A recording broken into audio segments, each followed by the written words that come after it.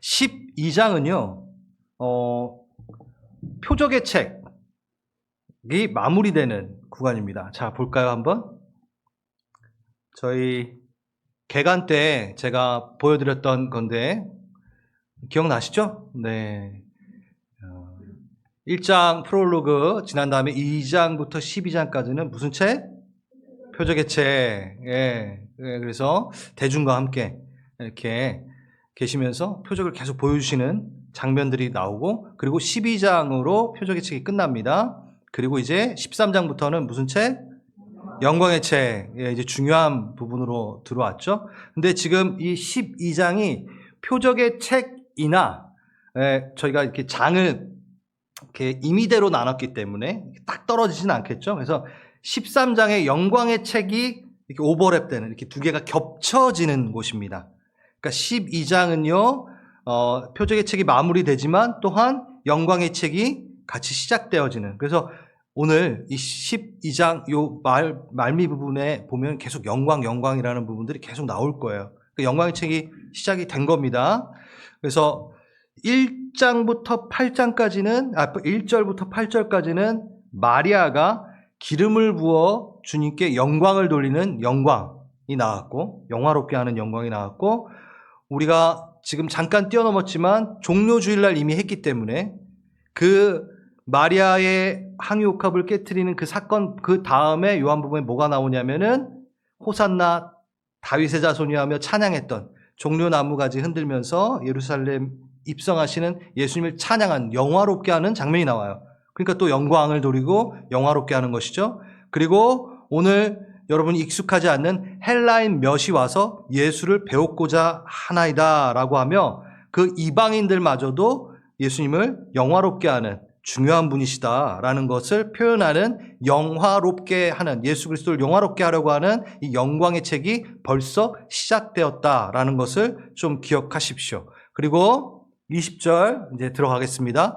헬라인 몇이 왔어요. 그리고 빌립에게 예수를 좀 뵙고자 하겠습니다 라고 말합니다. 그때 예수께서 어떻게 대답하시냐면, 인자가 영광을 얻을 때가 왔다 하고, 그 유명한 한 알의 밀알, 땅에 떨어져 죽어야지만이 열매를 맺게 돼 라는 아주 유명한 말씀을 하시죠. 조금은 생뚱맞아요. 왜 생뚱맞은지 제가 말씀드릴게요. 헬라인 몇은 이방인을 대표하는 표현이겠죠. 이들이 와서 예수를 뵙고자 했는데, 그러면 예수님께서 뭐라고 대답해야 돼요? 나 만날게? 나 안 만날래? 이 대답을 하셔야 되잖아요. 근데 그 대답 하나도 안 하고 갑자기 뭐라고 그러세요? 인자가 영광을 얻을 때가 왔도다. 지금 만났는지 안 만났는지 몰라요. 진짜. 뭐 안 나와요. 만났는지 안 만났는지 나오지 않아요.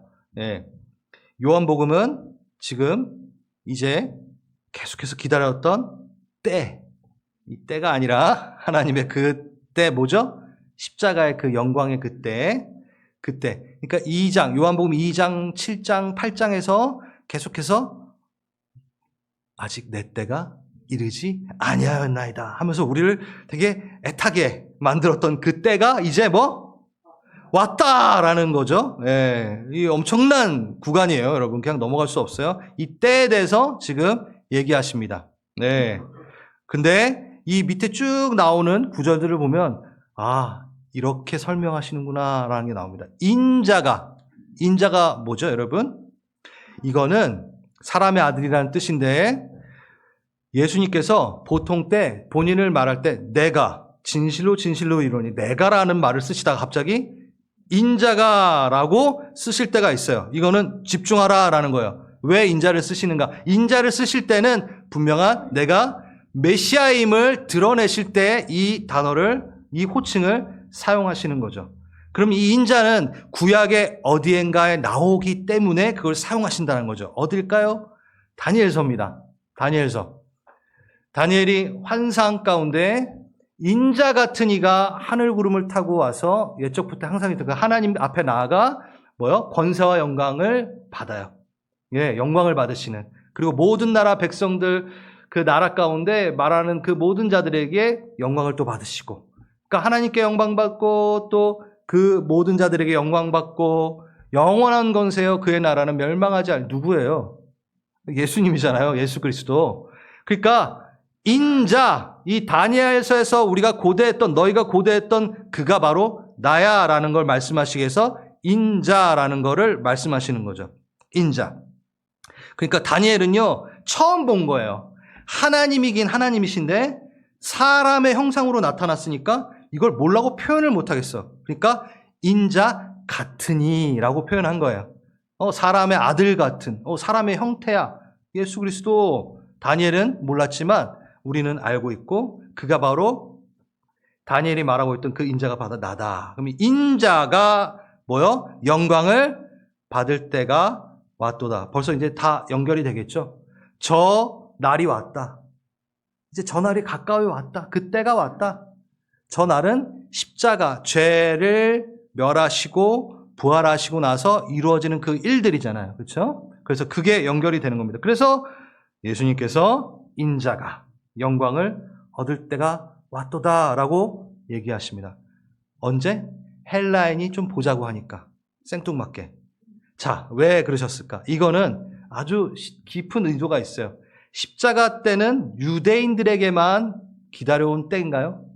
아니요, 온 인류가 모든 피조물이 기다려왔던 때라는 거예요. 그러니까 헬라인이 와가지고 좀 배우고자 한다라는 그 말 자체에 인자가 십자가를 통하여 온 열방이, 이방인들, 유대인들만이 아니라 온 열방이, 온 이방인들까지도 이제 너희가 그 잔치에 초대될 것이다 라는 그 화평의 길을 여시는 이야기를 하신다라는 것을 요한이 말하고 있는 거예요. 안 어렵죠? 네, 안 어려워요. 네, 그래서 매튜 헨리는 뭐라 그랬냐면 이들을 아마 만나 주시지 않은 것 같다. 주석에 이렇게 썼어요. 그들이 예수님께 먼저 찾아오는 원리를 따르지 않고 주가 저희를 부르시고 찾으심의 원리를 수행하시기 위해 예수님이 안 만나 주신 것 같다. 그러니까 뭐죠? 예수님의 십자가의 부활 그리고 복음이 땅에서부터 하늘을 찾는 게 아니라 이방인들이 주님을 찾는 게 아니라 하늘에서 땅 가운데 내려와 그들을 찾으시는 이것을 이루기 위해서 헬라인이 찾아도 잠깐 아직 십자가의 때가 아직은 지금 실시가 안 됐기 때문에 안 만나셨을 것이다 라고 이야기합니다. 이것도 이해되셨죠? 네, 헬라인이 왜 갑자기 등장했고 헬라인을 아마 안 만나주셨을 것 같다 얘기. 자, 그러면 하나 남았어요. 영광이 하나 남았습니다. 오늘 영광의 책이 이제 시작되는 오버랩 되는 시작이기 때문에 영광에 대해서 조금 저희가 배웠으면 좋겠다는 생각이 들었어요. 정말 큰 주제예요. 그래서 한 몇 번에 걸쳐서 몇 주에 걸쳐서도 충분히 할 수 있지만 이 요한복음에 나오는 지금 앞으로 또 더 알아나가야 되지만 지금까지 좀 다뤘던 영광만이라도 좀 다뤄봤으면 좋겠다는 생각이 들었습니다.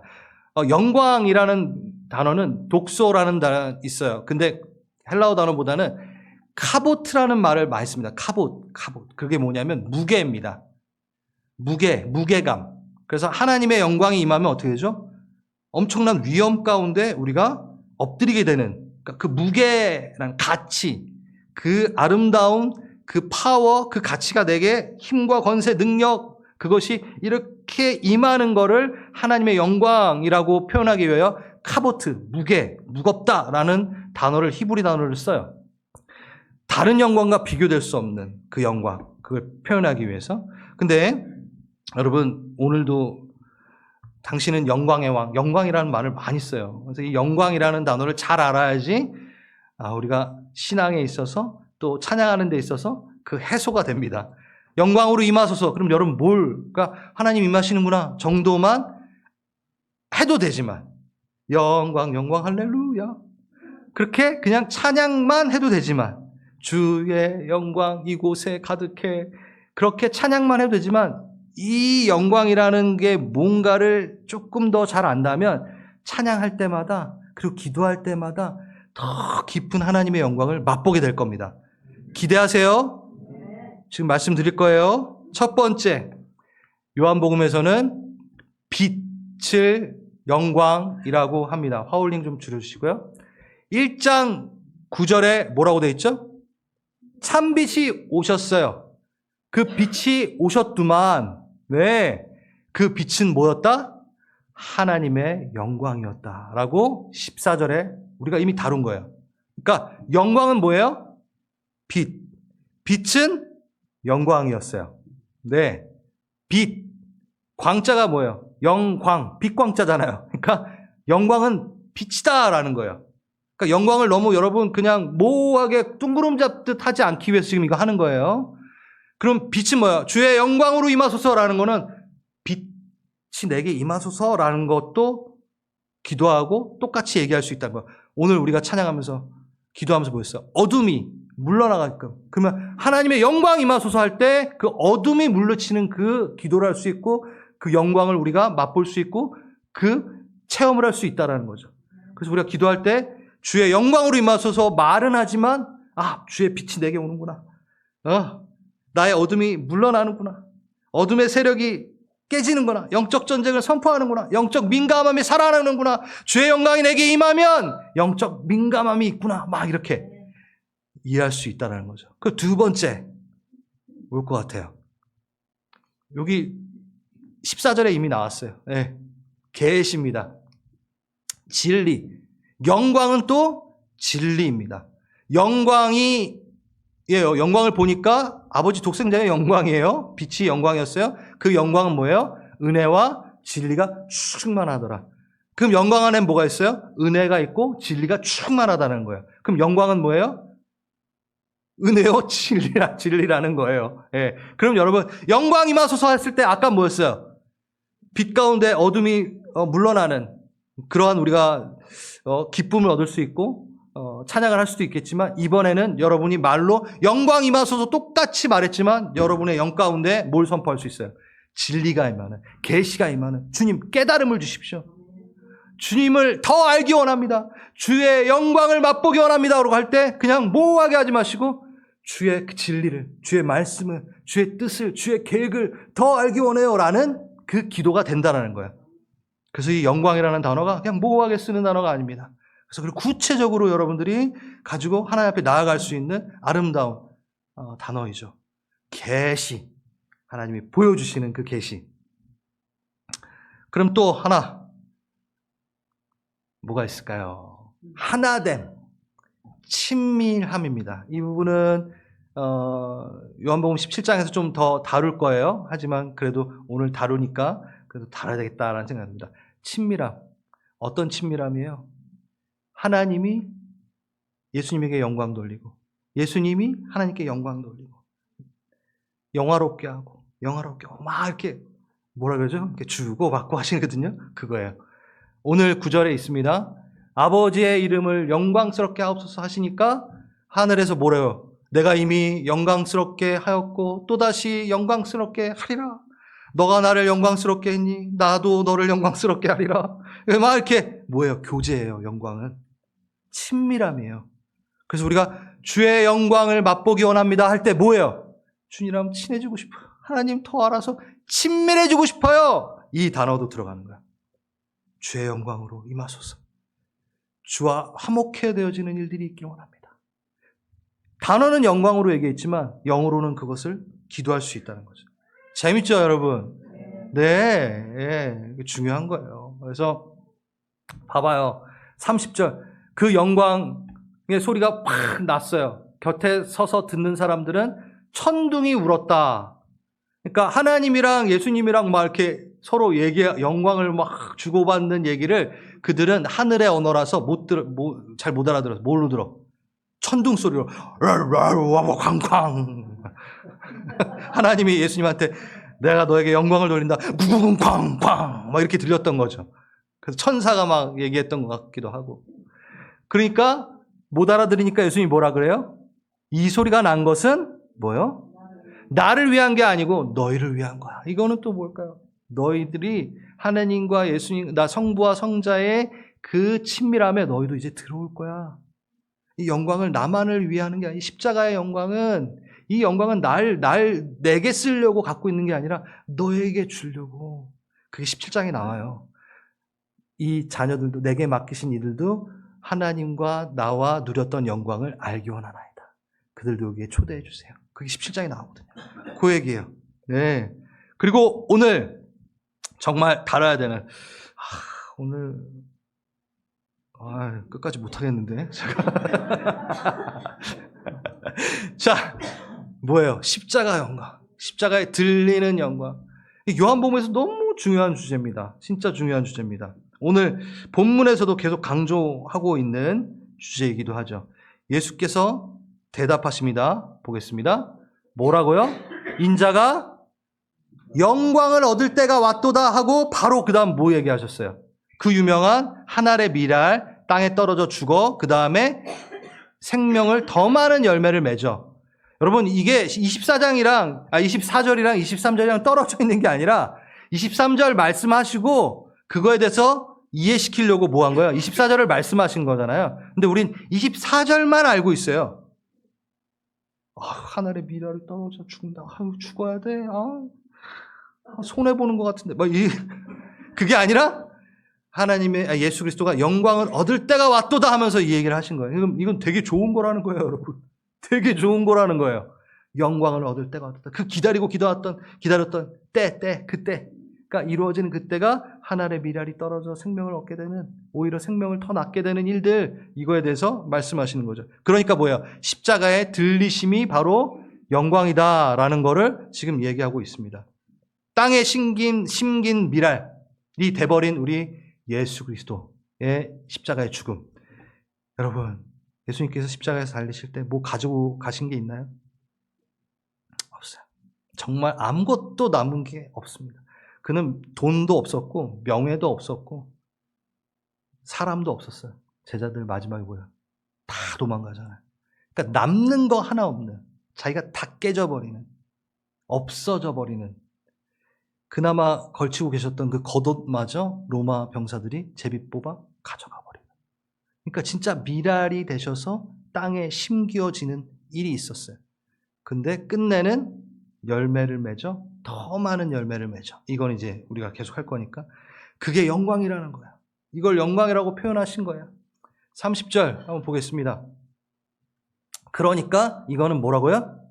나를 위한 게 아니라 너희를 위한 거야 라는 말이 나온 거예요. 네. 32절 내가 땅에 들리면 모든 사람을 내게로 이끌겠노라. 그러니까 이게 영광이죠. 내가 땅에서 들려버리면, 십자가를 지면, 십자가에 달리면 모든 일을 이끌게 되는 일이 생기는 거야. 그러면서 어떠한 죽음으로 죽을 것을 보이심이라. 이게 하늘의 밀알이란 그 구절, 그 말 자체가 이 십자가가 영광이라는 것을 말씀하시면서 이야기하셨다라는 걸 갖고 계십시오.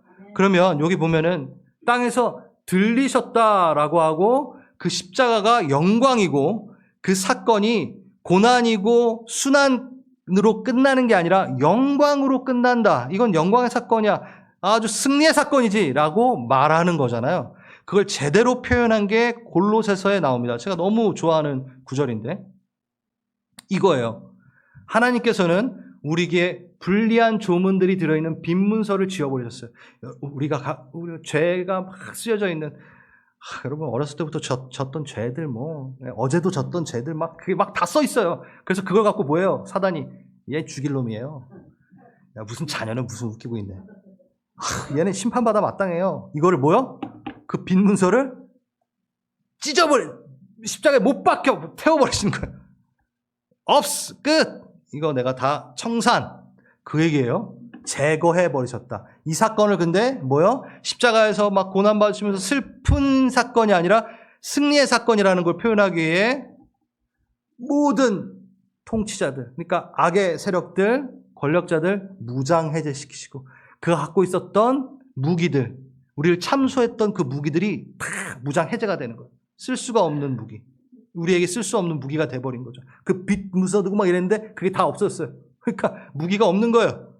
그리고 그들을 어디에? 그리스도의 개선 행진의 포로로 내세우셔서 무사람의 구경거리가 삼으셨다.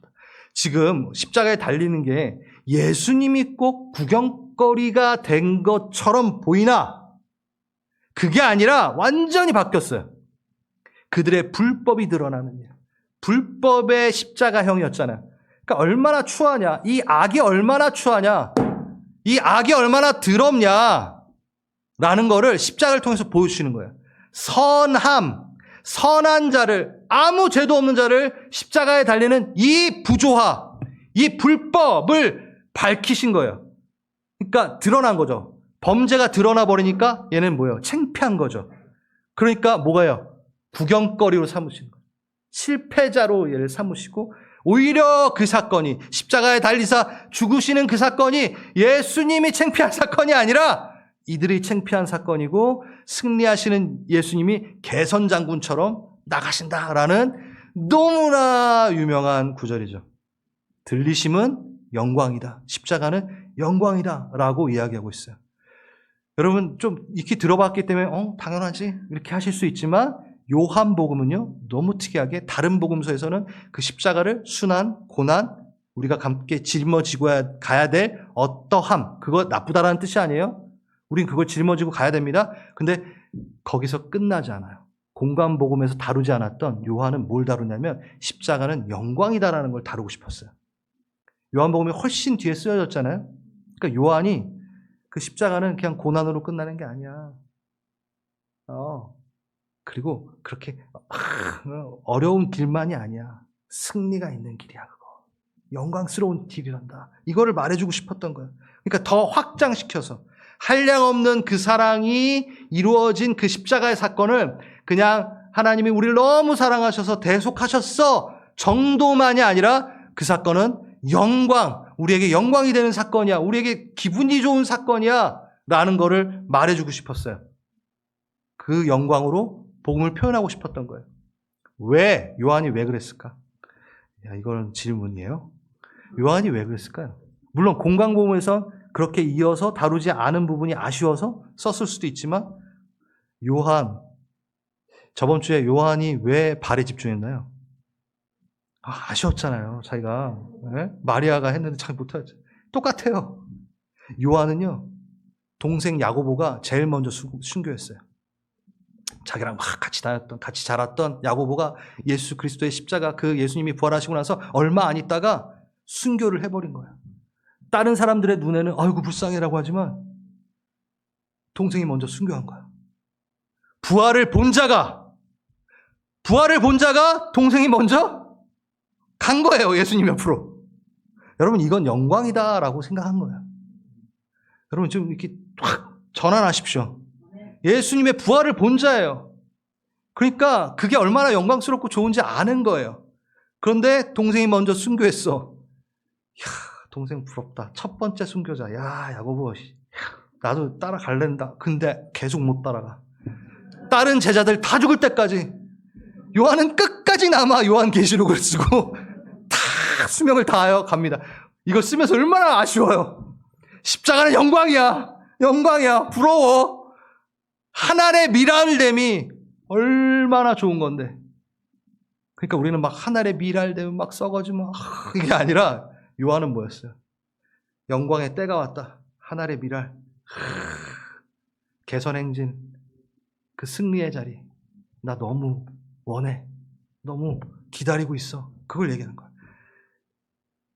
예수님이 본래의 위치로 다시 돌아가신, 이거는 13장에서 할 건데, 내려오셨다가 다시 돌아가신 그 자리가 너무 영화롭고 아름다운 거야. 그러니까 나도 하늘에서 내려 다시 나도 돌아갈 그 장소, 그건 십자가 없으면 안 되니까 십자가는 곧 영광이다 라는 거를 요한복음을 통해서 말하고 싶었어요.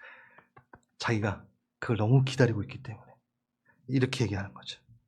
많은 열매가 맺어져서 교회가 탄생되는 거를 또 보게 되면서, 야고보가 동생이 순교했어요? 헛된 죽음이 아니야. 제자들이 그리고 핍박받으며 네로 황제의 그 시기에 모든 그 시기 가운데 죽어가는 그들이 열매를 맺아 더 많은 교회가 생겨나는, 지금 우리 보면요 놀라워하는 거예요. 하늘의 미랄이 떨어져 많은 열매를 맺는 걸 목도한 거예요, 요한은 이미. 그러니까 이건 사실이구나. 그러니까 하늘의 미랄이 되는 건 좋은 거구나. 야, 기가 막힌 비밀이구나 라는 거를 알고 있는 거죠. 그래서 그 기대함과 사모함이 있는 거예요. 자, 그렇다면 이 하늘의 미랄됨은 예수님에게만 해당되는 것이 아닙니다. 또 요한에게만 해당되는 게 아니라 우리가 가야 할 길이고 우리가 걸어가야 될 길이라는 거죠. 하나의 미랄된다는 걸.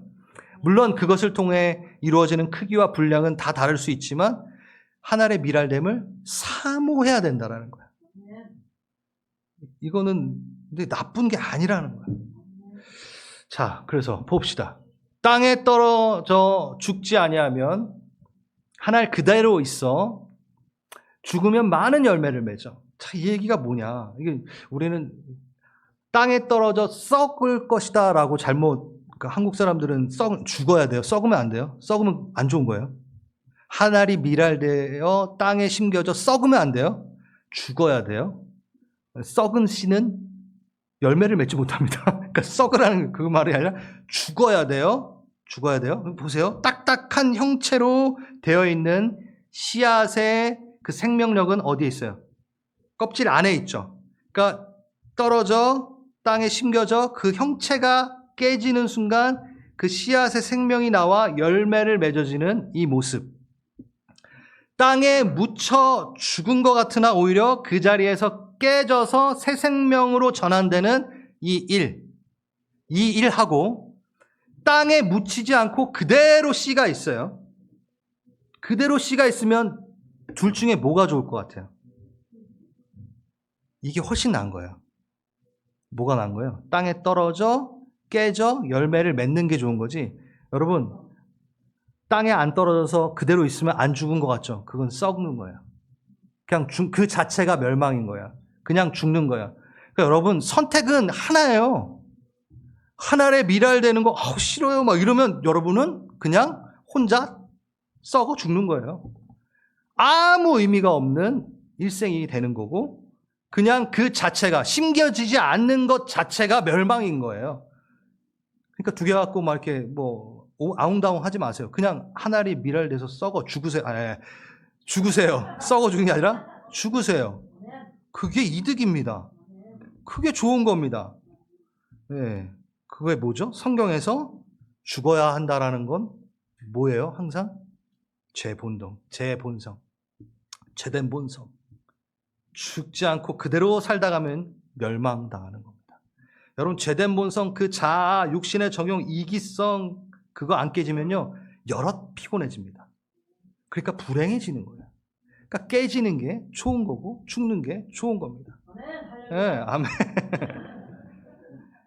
여러분, 이게 죽지 않아가지고 자신도 괴롭지만 가족들 얼마나 힘들게 합니까? 그렇죠? 또 이웃에게는 얼마나 아프게 해요. 그 죽지 않은 그 말 때문에 막. 이 본성, 자기 이기성 이게요. 생각해보면 해볼수록 묵상할 거리가 많아요. 나에게 대한 지나친 보상 심리는요. 깨지지 않는 미랄과 같은 거예요. 이거 생각보다 많이 갖고 있습니다. 내가 뭐 괜찮아. 술 한잔 할 수 있지 뭐. 여러분, 이게 자기의 보상. 나 열심히 일했으니까 뭐 술 한잔 끝나고 맥주 시원하게 한잔 할 수 있어. 할 수는 있겠죠. 근데 여러분, 이게 지나친 보상으로 가게 돼 있어요. 이게 뭐예요? 권리가 돼요. 그러면 그게 자제가 되지 않게 되는 순간 뭐가 일어나요? 가족들을 힘들게 하는 어떠한 일들이 생깁니다. 그러니까 그게 나는 어디까지다라는 게 없어요. 자기 이기성은 다 갖고 있기 때문에 자기 보상 심리로 많은 옆에 사람들을 죽여나갈 수 있다라는 거죠. 이 이기성을 깨야 됩니다. 조절이 안 돼요.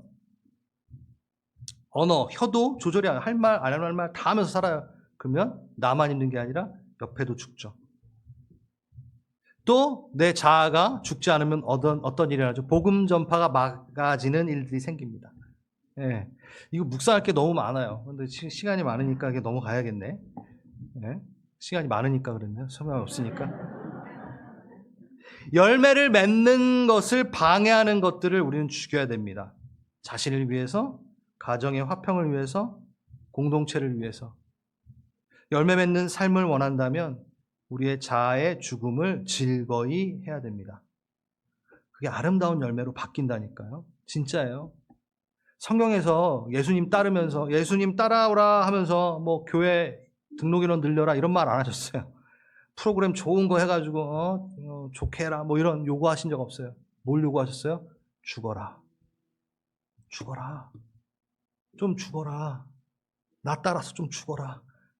그러면 너가 행복해지고 너의 나라, 나의 나라, 그리고 내가 허락한 너의 그 나라에 화평이 찾아올 거야 라고 말씀하시는 거죠.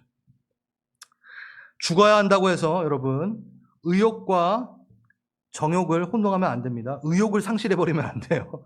죽으라고 해서 죽어야지 가만히 있으면 안 돼요. 정직과 선함의 의욕, 열망, 주의 성품을 따라가려고 하는 그 의욕은 불타야 됩니다.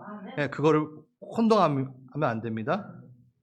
왜냐하면 의욕 없이 무의미하게 살도록 하는 것도 사단의 아주 큰 전략이에요. 자기 연민에 빠져서 난 더 이상 헌신하면 안 될 것 같아. 자기 연민. 그러므로 어떻게 그냥 가만히 있다 가야지. 뭐 이렇게 난 너무 소중하니까 가만히 있다 가야지 이러시면 안 돼요. 의욕이 없으면 사단이 그걸 이용해요. 그것도 전략이에요. 그래서 잘 깨지고 잘 죽어야 합니다. 아멘이 없네요. 그러니까 가만히 있는 게 아니라 가만히 있으면 어떻게 돼요? 그냥 썩는 거예요. 혼자 썩는 거예요. 근데 어떻게 해요? 깨지고 죽으면 많은 열매를 맺게 돼요. 너무 멋있잖아요. 그렇죠? 가만히 있지 마시고 열매를 맺습니다. 근데 그 열매는 나 혼자 맺나요? 아니요. 생명이 들어오셔야지만이, 성령이 오셔야지만이 내가 열매를 맺게 되는 거죠. 나는 스스로 열매를 맺을 수 없는 자잖아요. 그렇죠? 그러니까 나는 뭐에 집중하면 돼요? 깨지는 거, 죽는 거에 집중하는 순간 성령이 들어오셔서 성령이 알아서 다 하시는 거예요. 그때부터. 네. 그 성령이 열매를 맺게 하세요. 열매하면 딱 나오잖아요. 열매를 어떻게 맺어요? 네, 이겁니다. 갈라디아서 5장 24절. 여기 나오잖아요. 그리스도 예수의 사람은 육체와 함께 같이 읽읍시다. 시작.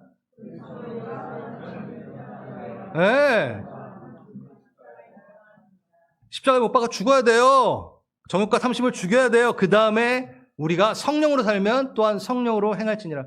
이 죽는 거랑 성령이랑 딱 연결이 되잖아요. 성령으로 사는 것. 그때부터 시작이야. 이 구절이 앞에 유명한 구절 뒤에 나오는 거예요. 뭘까요? 이겁니다. 예, 성령의 열매예요. 그러니까 성령의 열매는 죽어야지 열매를 맺어요.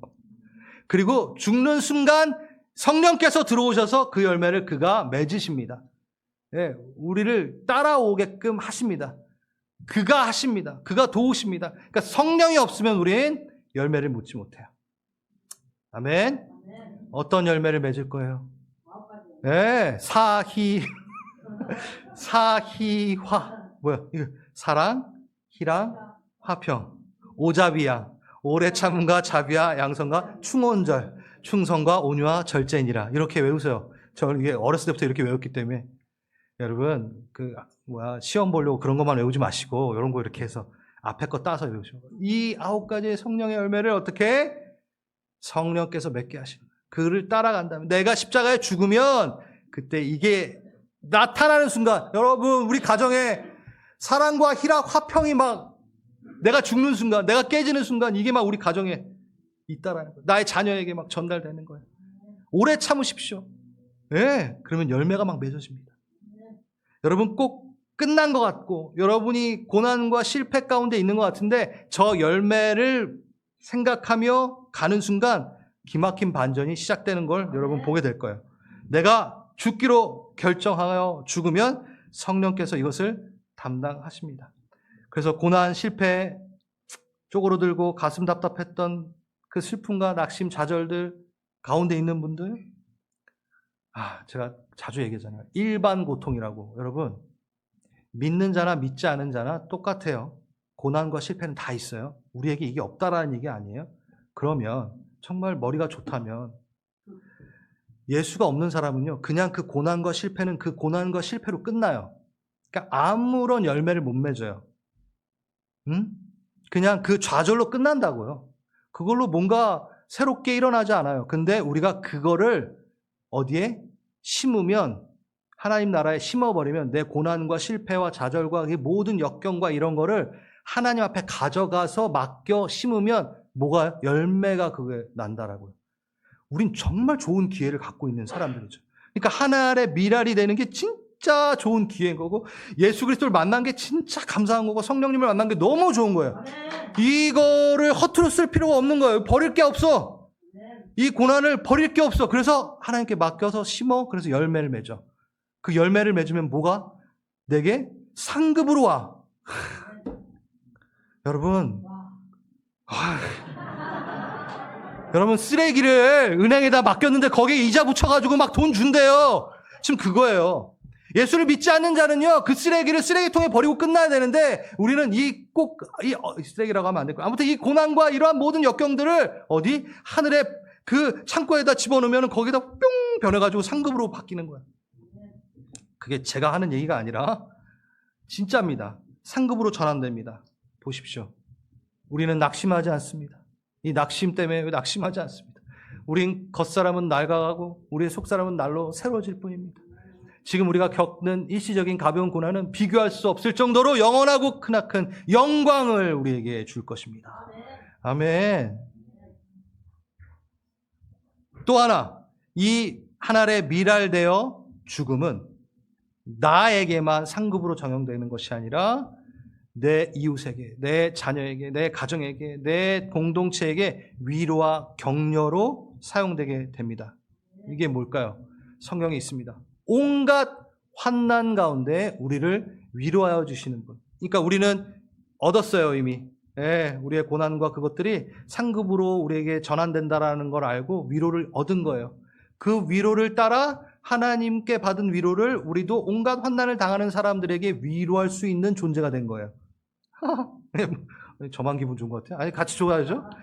우리의 위로 또한 넘쳐나는데 우리가 환난 당하는 것도 여러분이 위로와 구원을 받게 하려고 내가 환난 당한 것도 있겠네요. 이 얘기하는 거예요. 우리가 위로받는 것도 여러분이 위로받게 하려는 것이에요. 내가 당하는 그 고난이 어떻게 나에게서 끝나는 게 아니라 이것이 열매를 맺혀 당신에게도 위로와 격려가 되는 일들이 되겠네요. 라고 얘기하는 거예요. 여러분, 헨리 나운의 상처 입은 치유자라고 제가 대학 때 읽었던 거예요. 이게 되게 유명한 책인데 그 책이 뭐냐면 상처를 아는 자가 상처받은 자를 위로해 줄 수 있다라는 아주 간단한 이야기예요. 그러니까 그 어떤 예전에 제가 그 목회 상담을 공부하는데 되게 웃겼던 게 제가 캐나다에서 이제 공부하잖아요. 그러면 하나의 예가 나왔어요. 예시가. 예. 한국 며느리예요. 예. 그러니까 한국 며느리가 아니라 한국 시어머니, 한국 며느리가 이제 상담을 좀 받으려고 좋은 상담가를 찾았는데 외국 상담가를 찾아간 거예요.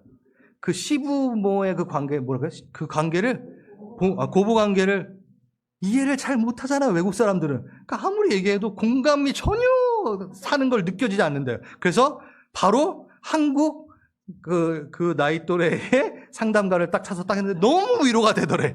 이 얘기를 하는데, 그렇다. 본인이 경험하지 않은 거에 대해서는 위로하기가 쉽지 않다. 근데 봐봐요. 우리가 이 고난과 아픔과 이 역경들을 경험한 자가 또 다른 비슷한 그것을 경험하는 자에게 위로자가 될 수 있는 선물이 되는 것이다. 이것도 나에게 선물이 되는 것이다. 라는 거죠. 이게 가능하다. 위로자가 될 수 있는 그 가능성을 가진 사람은 뭐요? 하나님께 위로를 이미 받음으로 치유됐기 때문에 다시 치유받아야 되는 자를 돌아보며 위로할 수 있는 상황이 되는 거죠. 그럼 내가 그 위로자로서 그 위로함을 받아야 되는 그 사람을 위로하는 자로서 내가 세워지기 위해서는 예수님이 먼저 뭘 선제하셔야 돼요? 나를 위로하시고 치유하셔야지만이 나를 써먹잖아요. 잘 들으세요. 그럼 내가 이 고난을 어떻게 하나님의 위로와 치유와 그 선하심을 통하여 내가 치유되는 것은 어떻게? 이 결과를 낳기 때문에 하나님이 이 일들을 이루시기 위해서 어떻게? 나를 위로하시고 격려하시고 치유하실 수밖에 없는 일들이 생긴다는 거야. 그래서 내가 이걸 다짐하는 순간 내 안에 있는 고난과 역경들이 치유되는 걸 느낍니다. 야, 이걸 뭐 어떻게 말해야 될지 모르겠네. 이건 다음에 어떻게든 또 얘기하겠습니다. 그래요. 진짜 그래요. 아무튼 그래서 성령 안에서 그 신나는 길을 가십시오. 고결한 선물, 그 위로자가 될 수 있는 그 고결한 선물을 놓치지 마십시오. 그냥 썩어요. 여러분이 미랄이 되어 안 죽으면요, 그냥 썩어버리고 끝나는 거예요. 여러분의 그 고난과 실패를 그냥 흩어버리지 마세요. 그거를 심으세요. 일반 고난이라고 그랬잖아요. 다 그 고난은 있어요. 살면서 고난은 없는 사람 없어요. 그럼 그거를 심는 자와 심지 않는 자의 차이는 명확합니다. 상급을 전환되고 또 이 땅 가운데서 위로자로 쓸 수 있는, 치유자로 쓸 수 있는, 여러분 이게 얼마나 귀한데요. 여러분 한번 해보셨잖아요. 누군가를 온 마음으로 위로할 때 그 사람이 살아날 때 어떠한 것보다 가치롭다라는 걸 느낀다. 내가 살아있는 걸 느껴요. 내 존재도 소중하다는 걸 오히려 느껴요. 네. 혼자 아웅다웅 혼자 막 이기성 깨지지 않고 막 이러면요, 진짜 불안한 거예요. 불행해져요. 근데 내 위로를 그 사람에게 사용하고 나의 아픔을 그 사람을 위해 축복하는 것에 사용할 때 내가 살아있구나. 열매 맺어가는 삶이구나. 내가 가치롭구나. 예수 그리스도 닮아가는구나. 이걸 누린다니까. 성령님과 함께. 그래서 다 못 끝냈어요. 네. 다음에 하죠. 여러분 그 하늘에 미랄되는 삶을 좀 삽시다. 그래서 저는 이 말씀을 전할 때 막 되게 뭐라 그래야 되죠? 막 슬퍼하면서 막 죽기 싫은데 죽으래 막 이러면서 좀 안 봤으면 좋겠어요. 영광, 인자가 영광을 얻을 때가 왔는데 하늘에 미랄. 내가 먼저 할게. 따라와. 이게 얼마나 값진 건지 알아? 너에게도 선물로 줄 거야. 그러니까 너 하늘에 미랄이 되려 좀 죽어라 얘들아. 여러분 오늘 기도할 거예요. 제가 일부러 딱 맞춰서 끝난 건 기도하고 싶어서. 여러분 좀 이렇게 본이 죽어야 되는 부분들을 좀 찾아보십시오. 이 시간 사람과 비교하지 말고 내 남편도 안 죽었는데 왜 나보고 죽으래? 이러지 하지 마세요. 그러지 마시고 저 사람도 안 죽었는데 왜 내가 죽어야 돼? 이러지 마시고 그러면 손해라고 얘기했잖아요. 안 죽으면 우리 손해예요. 나 그냥 썩어 멸망하는 거예요. 근데 죽으면 열매 맺습니다. 그럼 결단하십시오. 여러분이 극한 이기성, 극한 보상심리, 그 썩어야 될 나의 자아는 무엇입니까? 내가 썩지 않아 나를 괴롭게 하고 내 가정을 괴롭게 하고 내 자녀를 괴롭게 하는 그 자아는 무엇입니까? 죄된 본성은 무엇입니까? 지금 빨리 깨겠습니다. 여태까지 이거 안 깨고 있었다니 참 저도 우둔했습니다. 주님, 깨겠습니다. 기도하십시오. 기도하겠습니다.